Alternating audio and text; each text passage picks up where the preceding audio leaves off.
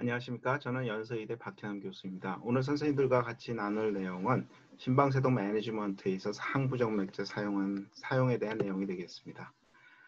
첫 번째로 항부정맥제 역사와 이제껏 그 항부정맥제 치료가 적극적이지 못했던 이유에 대해서 먼저 말씀을 드리면은, 우선 항부정맥제는 구조적인 심장질환 환자에서 사망률을 증가시킬 수도 있는 약이라는 것에 주의할 필요가 있겠습니다.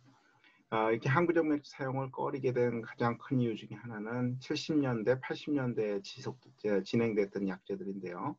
아서 모스라는 분이 굉장히 중요한 페이퍼들을 많이 내셨는데, 이건 주로 이제 마이오카드 인파크션 환자들 데이터입니다. PVC가 많을수록 사망률이 올라가고요.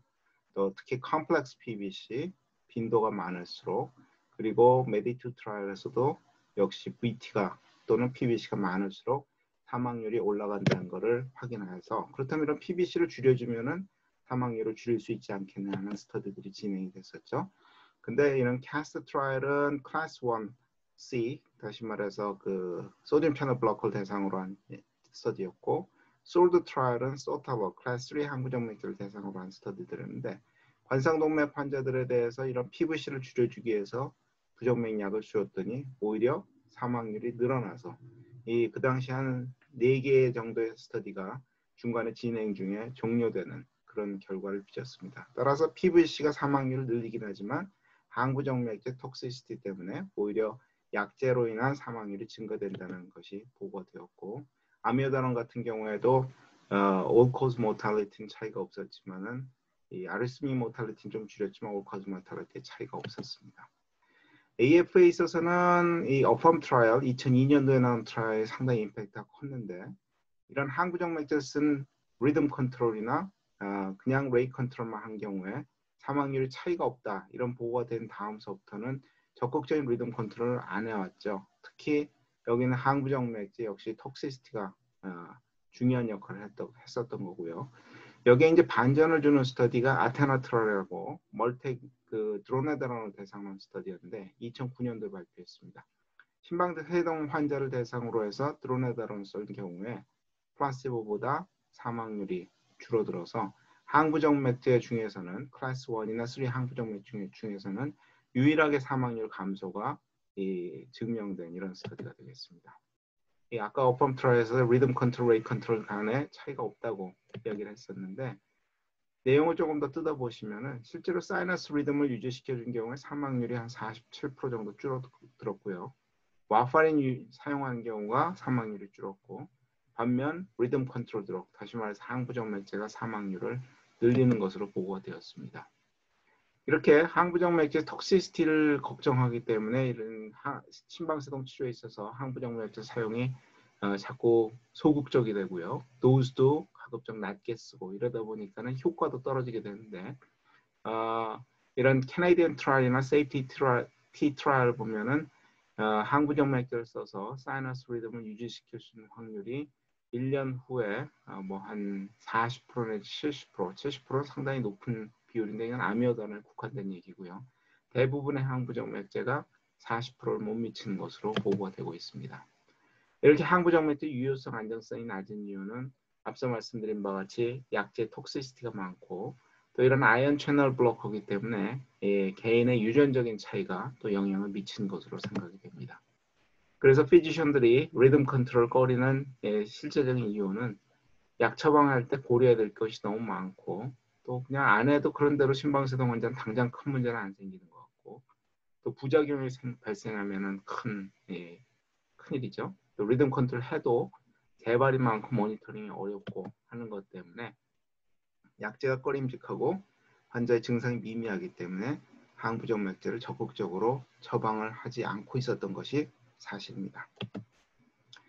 그래서 우선 항부정맥제 사용하기 앞서서 선생님들이 아셔야 될 원칙, 첫 번째는 항부정맥제는 그다지 효과적이지 못하다. 특히 서든데스 위험이 있는 환자에서는 피하는 것이 좋겠다. 두 번째, 항부정맥제는 그다지 안전하지 않다. 구조적 심장질환에서는 사망률을 증가시키고, 특히 심부전이 있는 환자에서는 아미오다론 이외에 다른 약제는 사용하지 않는 것이 좋겠다. 그리고 근만성 부작용에 대해서 지속적인 모니터링이 필요합니다. 그렇기 때문에 심전도로 증명된 부정맥에 한해서 심전도로 효과를 확인한 최소 용량을 선택하는 것이 항부정맥제 사용의 원칙이 되겠고요. 그러나 2000년대 들어와서부터는 이제 가이드라인이 나오기 시작하면서 비교적 항부정맥제에 대해서 이 경험들이 많이 쌓이게 되었고요. 또 치료가 체계화되면서 요즘에는 비교적 안전한 그런 항부정맥제 사용이 가능한 시대가 되었습니다. 그렇기 때문에 이제는 더 이상 항부정맥제가 위험하다고 피할 수 있는 것은 핑계거리가 되지 못하고요. 좀 더 적극적인 리듬 컨트롤이 필요한 시대가 왔습니다. 자, 가이드라인에서 어떻게 추천하는가 한번 보도록 할까요? 2020년도 ESC 가이드라인이 최근에 업데이트되었기 때문에 그 내용을 중심으로 말씀드리겠습니다. ESC 가이드라인 발표될 무렵에 East AFNet 4 트라이얼이라는 것이 발표가 되었는데 이 스터디는 뭐냐면은 심방세동 환자가 발견되었을 때 발견되자마자 바로 적극적으로 항부정맥제를 사용해서 리듬 컨트롤 그룹과 레이 컨트롤 하다가 증상이 있는 경우에만 제한적으로 리듬 컨트롤하는 경우를 이제 비교한 스터디인데 이 사용한 약제는 이렇게 다양합니다. 캐타터블레이션도 일부 포함이 되어 있고요.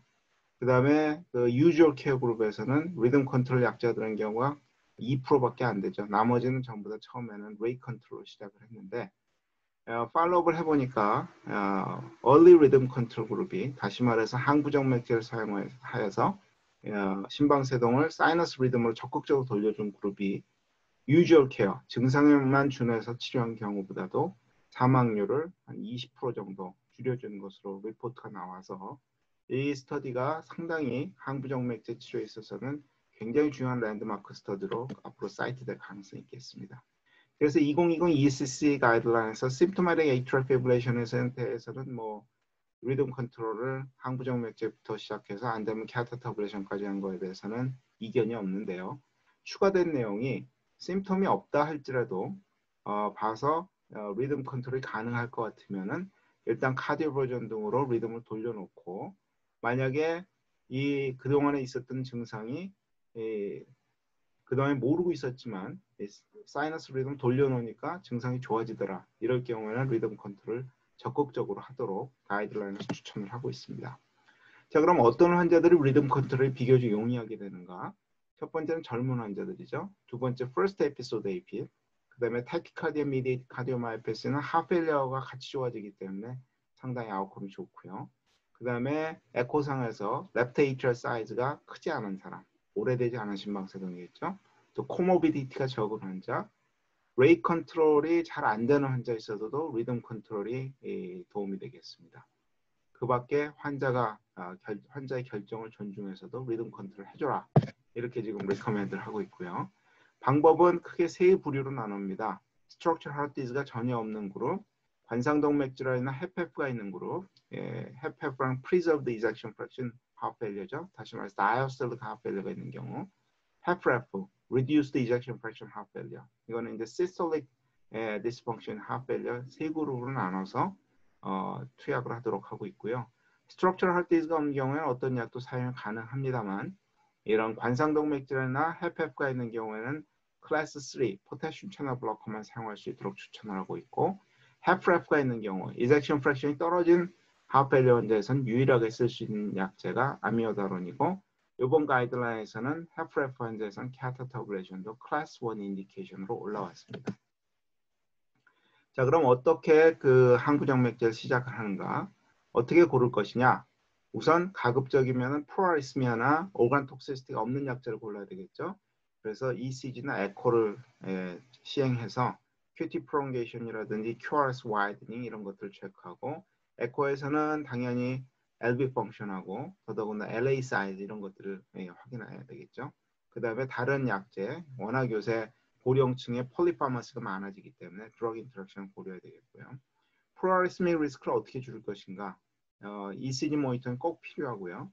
그 다음에 엔터리스믹 드럭 컴비네이션은 가급적 피하는 게 좋겠고 모든 약제에 대해서 그 약제 부작용에 대해서 모니터링이 필요합니다. 특히 아미오다론 같이 몸속에 어큐뮬레이션 된 그런 약제의 경우에는 지속적으로 이런 오간 톡시티에 대한 검증이 필요하겠습니다.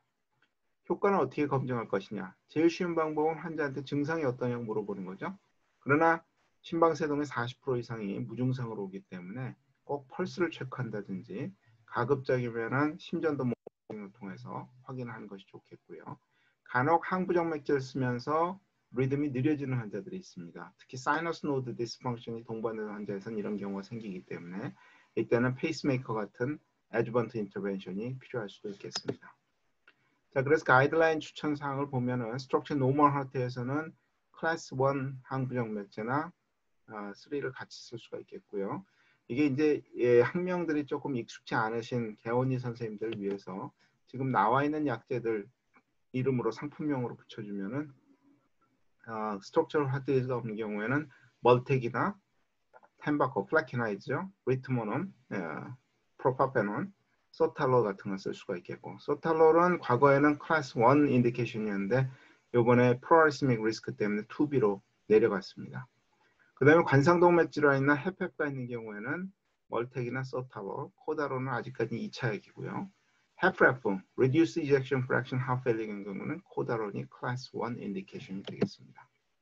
그래서 사용 원칙을 정리해 보면 구조적인 심장질환 유무를 우선적으로 확인한다. 특히 에코나 TMT 같은 것을 해서 관상동맥 질환이나 하트 페일리어 유분을 확인하고 약자를 선택하셔야 되겠고요. 구조적인 심장질환이 없을 때는 멀텍이나 템바코, 리트모놈 이런 약들 다 쓸 수가 있겠고, 관상동맥 환자에서 사용 가능한 것은 클래스 3 항부정 맥제다. 드로나다롤, 소탈롤, 아미오다롤이고, 하트 페일리어, 헤프레프 환자에서는 유일하게 쓸 수 있는 약제는 아미오다라는 것을 기억해 주시면 되겠습니다. 자, 그럼 여기까지 일단 그 강의를 정리하도록 하고 그 다음에 질문을 먼저 받고 이어서 하도록 하겠습니다.